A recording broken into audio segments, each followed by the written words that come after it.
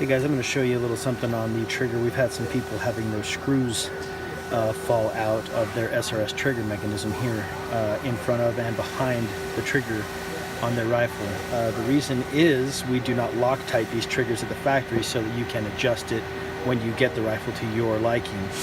There are two screws to adjust your trigger on the SRS. There's one here in front of the trigger and one behind the trigger. The one behind the trigger is accessed through this little hole in the handguard, and that is for adjusting the trigger pull weight. Okay, the one that is in front of the trigger is for adjusting the trigger creep.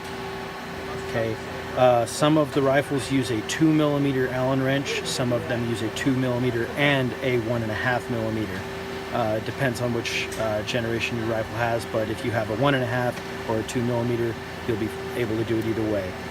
So just to show you a little bit better, I'm going to take the skins off of this rifle so you can see what we're talking about here.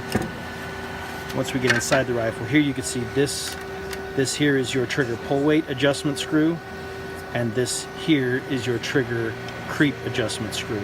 Okay, so either of these screws could theoretically come out. What you'll want to do when you get your rifle is adjust both of these screws to where you want them to be as far as creep and pull weight, and then once you found out where you want them to be, you can then remove the screw, keep track of how many turns it comes out or whatever you want, and then add a drop of blue Loctite, just a little tiny drop here, and then you can reinsert the screw and adjust it down to the setting you want it to, wherever that may be. Repeat that same step here on the creep adjustment screw. You can do the same thing there, and then reinstall the creep screw to where it is that you want it set.